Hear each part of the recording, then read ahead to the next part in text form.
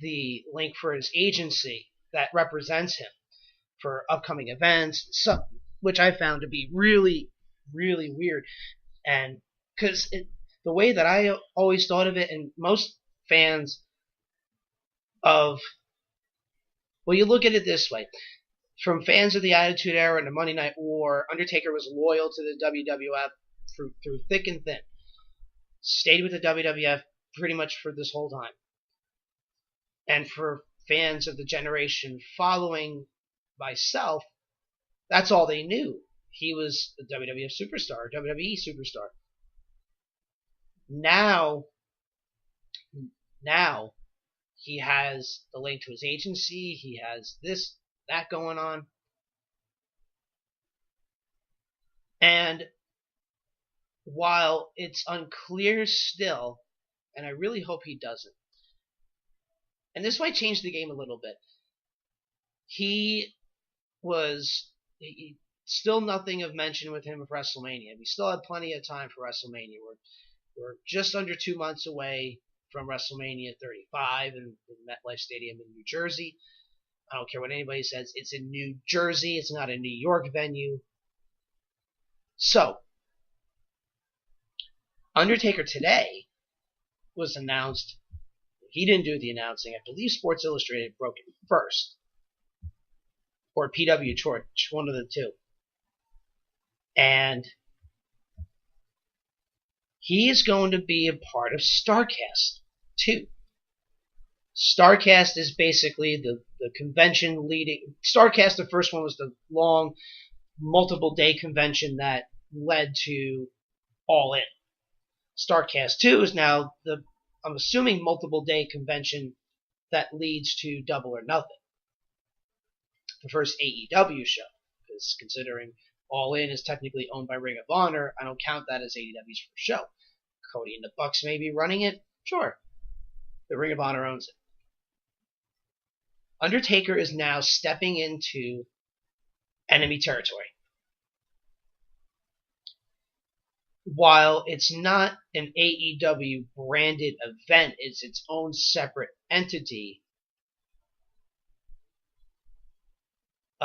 in association with AEW. Obviously, Conrad, who has done some of the hosting work for the pressers for AEW, runs the Starrcast conventions. And already announced you have, and still, good list of names, and not Bret Hart, Sting, Ric Flair, JJ Dillon, Terry Funk's going, Jerry Lawler's going. There's a whole bunch of people that are going. Big names. But this is like the cream of the crop. And as a couple of people have put it out there on socials out there, The Undertaker's pretty much been the heart and soul of the WWE and WWF for 30 years. It may not have appeared so, obviously in the very beginning, but then he won the WWF Championship from Hulk Hogan in 91. And from that point forward, he's just been a big part of the WWE. And obviously, given his WrestleMania streak, his multiple World Championship runs, and stayed with the WWE in the middle of the Monday Night War, and obviously he was courted to go to WCW, and he was loyal to the WWE. And now I'm wondering, what the hell happened in Stamford? Like, what's going on in Stamford? I mean, you look at Flip Gordon. He shared the Starrcast event and said, wrestling in 2019 is insane. We're on Valentine's Day, February 14th of 2019. This new year is still fresh. And already it is insane. It is legitimately insane. Because now The Undertaker, without any real reports out there on what if anything has happened, he just takes any mention off of WWE off his page. He is now appearing at Starrcast, where WWE security is telling people to take off their AEW shirts or put on a new shirt or something. Like, they're threatened by AEW. And now Undertaker is going to Vegas for Starrcast during that time. Like, I almost thought it was photoshopped. Because I'm like, there's no way. And then when I saw it on the Starrcast page, I'm like, holy crap, like, this is legitimately happening. And I sit here with you all at 8:25 Eastern live time, thinking, what is going on in Stanford? What happened in those offices, in those meetings, and maybe in Orlando with Triple H and Taker too? Who knows? Because it went from he's going to be at NXT to, periodically to give him a hand with coaching some of these talents that are down there, to now he's seemingly, it almost sounds like voluntarily he doesn't want any attachment to the WWE whatsoever. And I would, and somebody else put on Twitter, it really opens up the doors for, now, this would be a book I'd love to come out. Undertaker's story in the wrestling business. Between things that you heard about him, like being afraid of cucumbers from Paul Bearer, and Jake Roberts saying,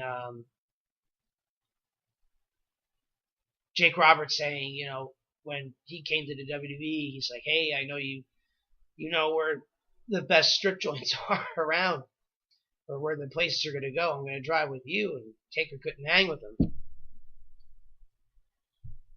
And I'm sure there are plenty more where that came from. Where Taker was leader of the locker room, held wrestlers court, did that. That's a book I would love to see. And that would sell like hotcakes. Because there's even now, like with the broken character and everything, there's a mystique around the Undertaker, because not a whole hell of a lot gets out personally, which is fine. But if he decides to go all out, talk about whether it be real life things, going on at home, or just stories of the road, I'd be more interested in, the stories on the road personally. But man, like, that would be a good book. But what is he going to do at Starrcast? That's another thing I'm really wondering about. Is he going to do Q&A, which would be interesting, because everyone's cell phones are going to be out if they're allowed to watch. That, the questions that are going to be asked are going to range from stuff that's really stupid to, what do you think of NXT? What do you think of the current crop of wrestlers now in the world of pro wrestling? To how Sarah, his ex-wife, and just a whole multitude. And some of them are going to be stupid, some of them are going to be good. But is he going to do a Q&A? Is he going to do a signing? Which I'm sure he's going to do a signing at the very least. Because now they just also released that for Starrcast, they're going to talk about Terry Funk and Jerry Lawler are going to talk about their infamous empty arena match. So, I know it hasn't been confirmed yet, but, do Mick Foley and The Undertaker talk about Hell in a Cell? Because I know Foley did his whole 20-year tour for the 20th anniversary of that infamous Hell in a Cell match. But do they tell it side by side together? That would be cool. That panel will sell out like that. Unbelievable. But it says, and they address him by his real name, which also leads to believe that WWE owns the name The Undertaker, because they do Mark Calloway, formerly known as The Undertaker. Formerly, no, do they do formerly known or also known as? Hold on, let me just double check here. Let's see, Starrcast. Do they even have it official on their page?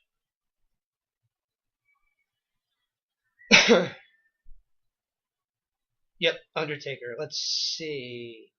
Also known as The Undertaker. Okay.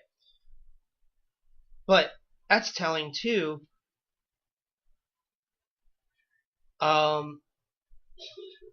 It's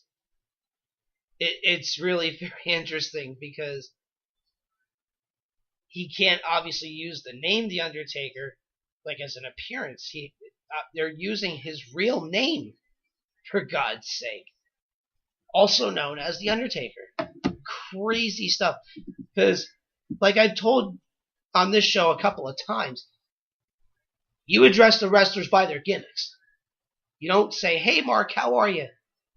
I mean, now you're basically giving fans free reign to do that, but I would still address him as, "Thank you for everything, Undertaker," something like that, because that's the respect that he's earned over the course of his career. I don't know the guy from a hole in the wall. I mean, obviously you know from TV, but I don't know him personally.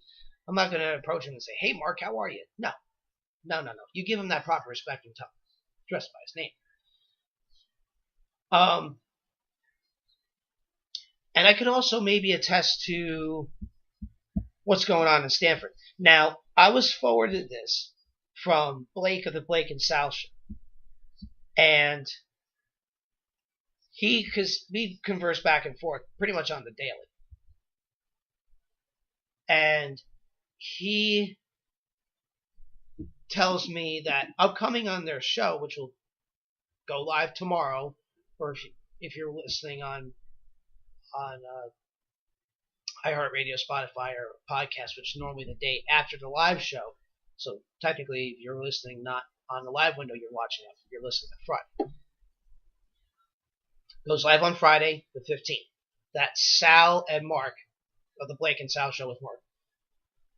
Just go on an absolute tangent about this clip that I'm about to play you, which is, it's Vince McMahon from the financial stockholders call last week. And I'm assuming, based on what's being told here, it's about why are the ratings so low. Let's take a listen.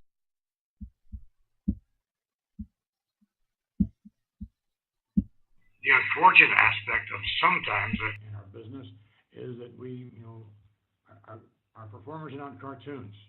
They get hurt. There might have been an echo there. Hold on. Let me just try that one more time from the very beginning so that you can get the whole gist of it. Hold on.